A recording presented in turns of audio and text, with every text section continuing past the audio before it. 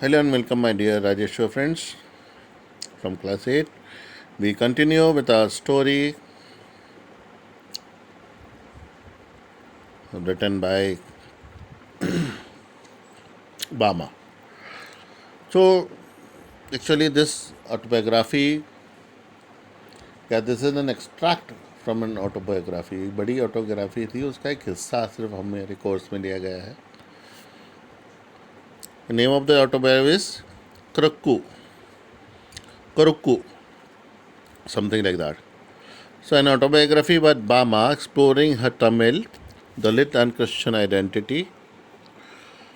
Karukku is an autobiography that chronicles Bama's life from her childhood to her early life to her early adult life as a nun and beyond.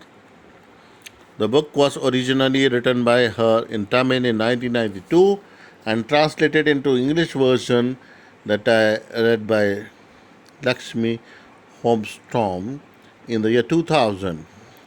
Karukku is one of the first autobiographies of Dalit women written in Tamil. The name of the autobiography was Karukku.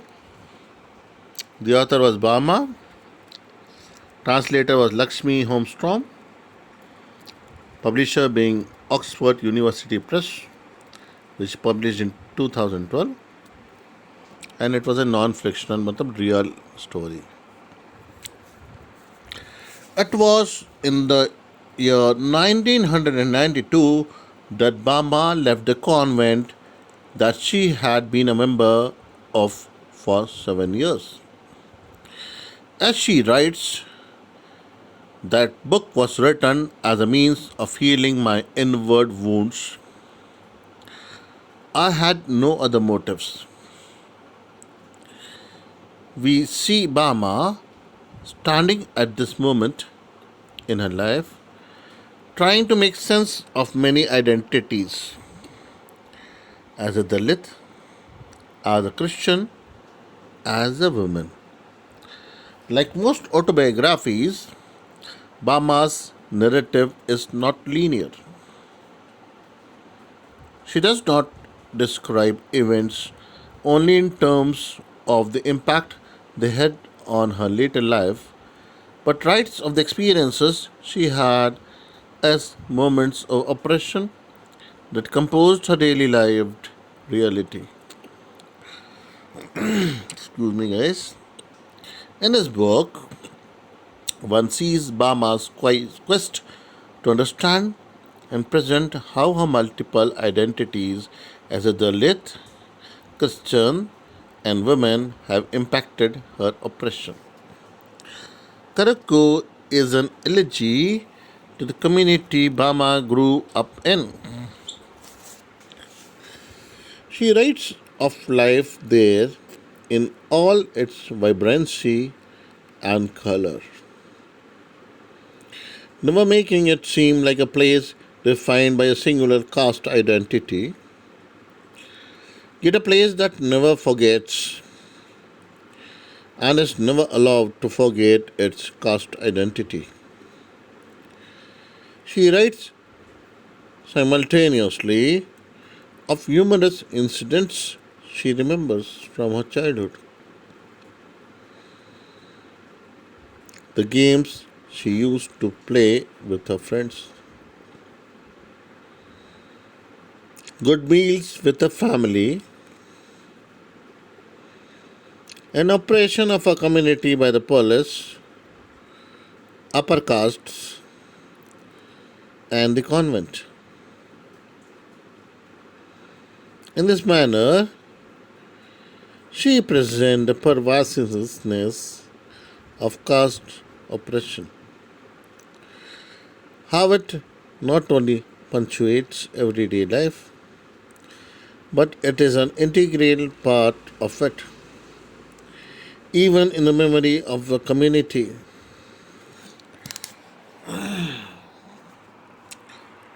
As Babasaheb Bhimrao Ambedkar writes, caste is not just a division of labor, it is a division of laborers. I shall repeat. As Ambedkar writes, caste is not just the division of labor, it is a division of laborers. Bama's work speaks to this statement as she describes the servitude with which her family members are bound to the upper caste families they worked for, including the beseeching obedience they had to show to them. All the time I went to work for the Naikas, means the upper class, I knew I should not touch their goods or chattels. I should never come close to where they were. I should always stand away to one side. These were the rules.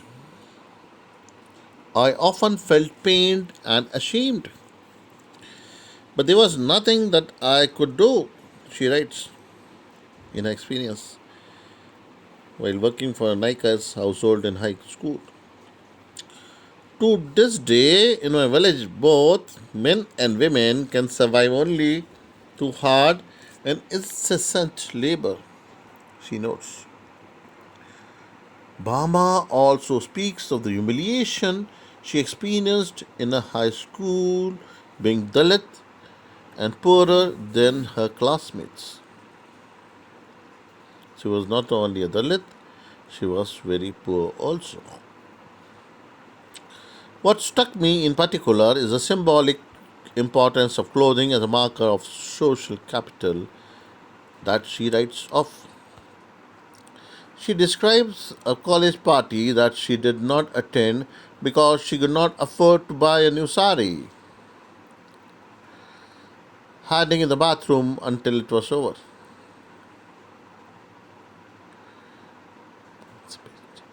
While education spaces are supposed to emancipate, free of all markers of identity and privilege, equalizing spaces, they're anything but, can't say. The same oppression that Bama faced outside, she faced in the school and colleges, making it all even harder to pursue an education she could barely afford and that she had to fight hard for as a woman. Her narrative is nuanced in exploring her intersecting identities as Dalit and women in detail.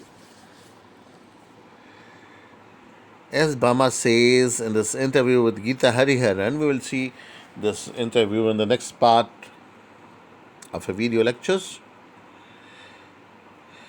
She says Dalit women are explored thrice on account of their caste, class, and gender. These are the triple monsters. The book is also a story of looking for a sense of belonging and connection to something meaningful, which she finds lacking in a community at home. She leaves home to join the convent in her 20s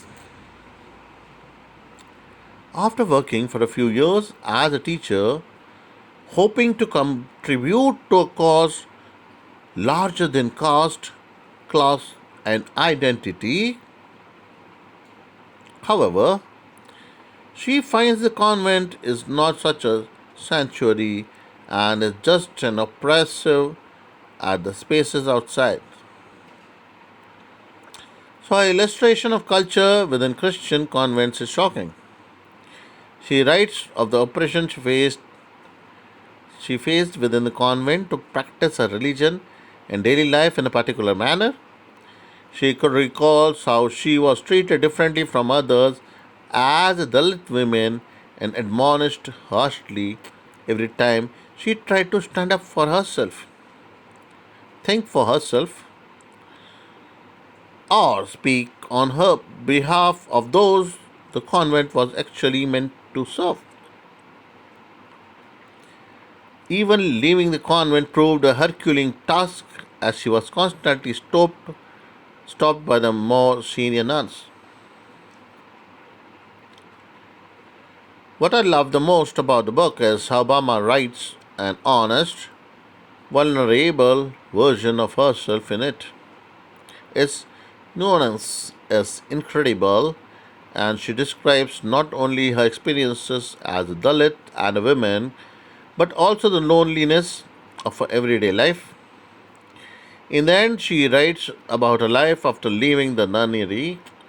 Yes, after I found a job, I would be alone. And yes, that is how it had to be. It is now, for the very first time, that I must learn to be truly alone. I find courage in a resolute acceptance of loneliness because of the lack of community she can experience in an urban place like Madurai,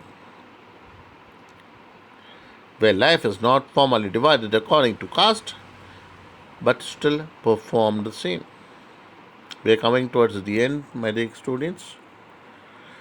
I have always loved reading about the emotionally open and evocative relationships that women share with themselves, their bodies, their several identities. This is what drew me to Kharku, and this is why the book will stay with me. Bama is unabashed with her adventures and a random musing in her writing. Never does she attempt to tie all the loose ends to herself, her life, or a view of the world together. The power of a narrative is in that she leaves the question of how women, Dalits, and in particular Dalit women, will ever live in an easier world unanswered. That's the end of the explanation about Bahama, who is the author or the writer of our story. So, thank you all again. Keep safe yourself. Take care of your